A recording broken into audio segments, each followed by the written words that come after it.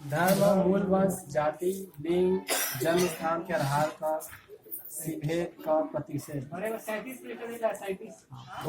पहला, राज्य किसी नागरिक के विरुद्ध केवल धर्म, मूल, वंश, जाति, लिंग, जन्म स्थान अर्थात इनमें से किसी के आधार पर कोई विभेद नहीं करेगा।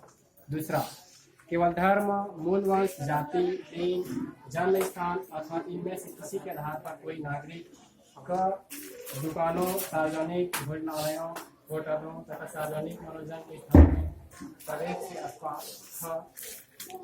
पूर्ण या आंशिक रूप में राज्य निधि से पोषित अथवा साधारण जनता के उपयोग के लिए समर्पित हो।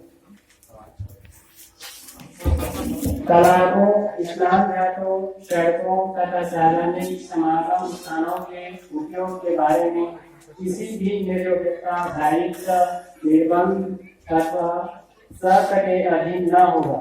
तीसरा, इस अनुच्छेद की किसी बात से राज्य को स्त्रियों और बालकों के लिए कोई विशेष उपबंध बनाने में बाधा न होगी।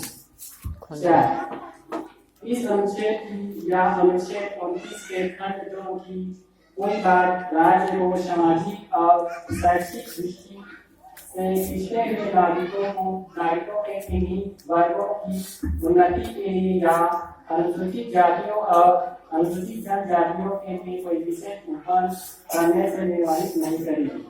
पांचवा, इस अनुच्छेद या अनुच्छेद 19 खंड 2 के उप खंड 6 की कोई बात राज्य को नागरिकों के किसी सामाजिक रूप से और शैक्षणिक रूप से विषय वर्गों की प्रगति के लिए अनुसूचित जातियों या अनुसूचित जनजातियों के लिए विधि द्वारा किसी विशेष प्रावधान को करने में निर्वाहित नहीं करेगी।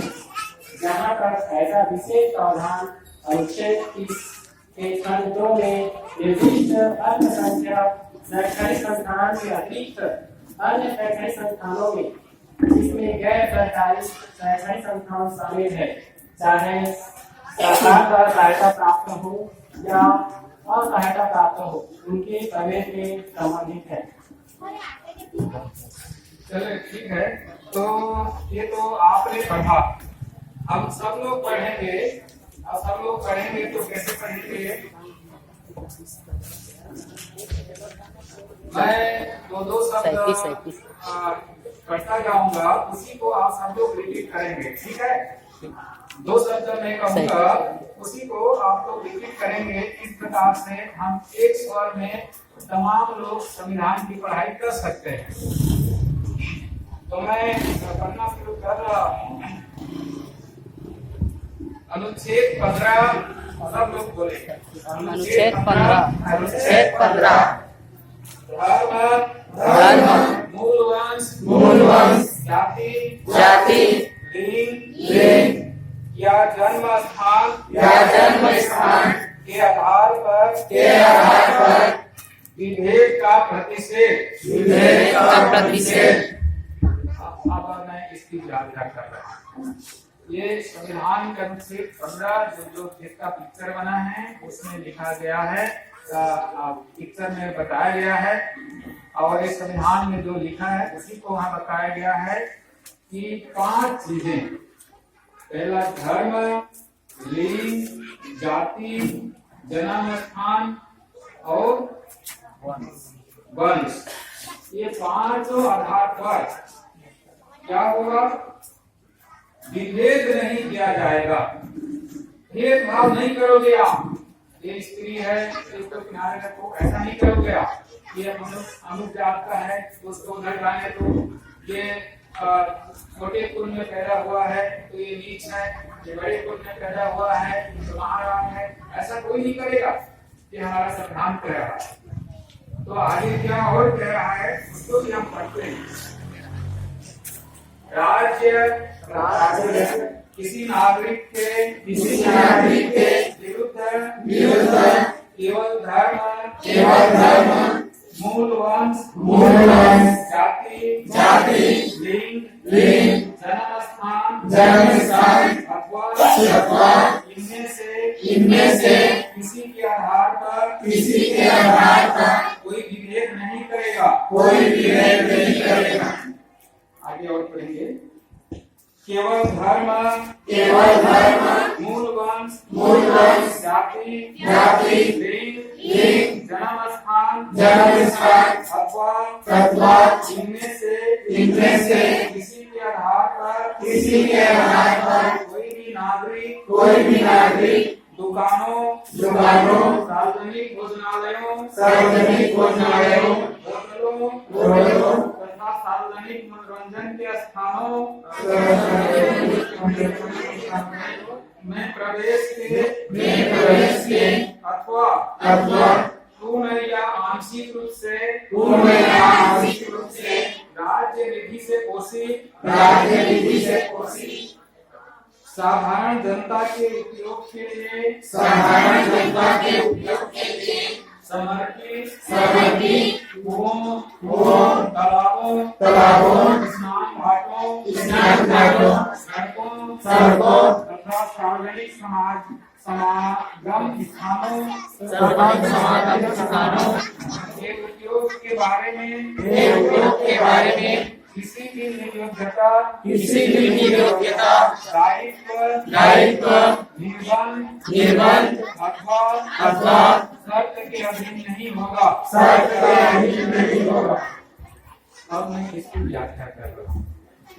इसमें क्या कह रहा है कि जितने सार्वजनिक जगह हैं, स्नान घाट है और आपके कुआं है, तालाब है, यहाँ पर धर्म, जाति, लिंग के आधार पे किसी को आने का, किसी को नहीं आने का आप रोक नहीं सकते।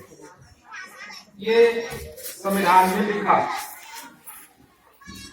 ये भी लिखा है कि दुकानों, सार्वजनिक भोजनालय, होटल, सार्वजनिक मनोरंजन के स्थान में प्रवेश पर कोई प्रतिबंध नहीं लगा सकता इस आधार पर कि वो फलाने वंश का है, वो नारी जाति का है, या कि वो फलाने धर्म का है, या कि वो अमुक जात का है।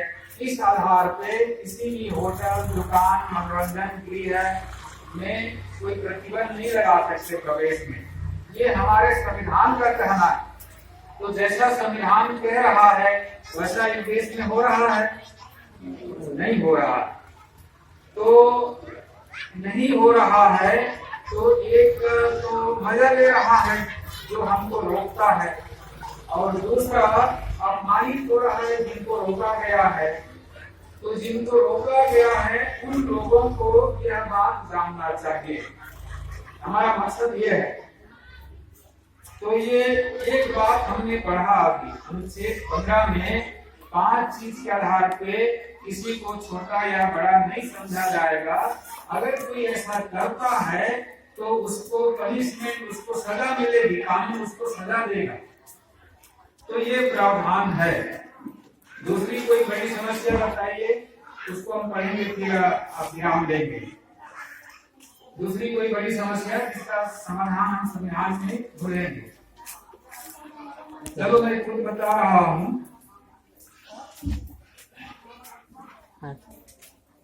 गरीबी एक बड़ी समस्या है, इधर भी है, हमारे तरफ तो बहुत है। गरीबी एक बड़ी समस्या है, जीना हराम हो जाता है, उसमें बीमार आदमी को इलाज नहीं हो पाता है, और जब भी उसको घर में किसी चीज की जरूरत पड़ती है तो अभाव में उसको जीवन जीना पड़ता है।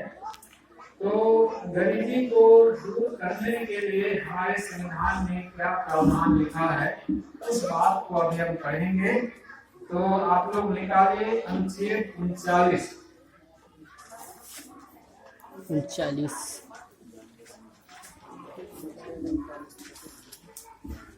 हाँ, छोटी पुस्तक में ही निकालिए।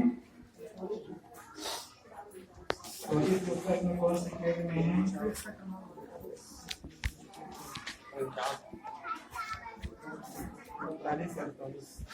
48 बड़े वाला में 48 छोटी में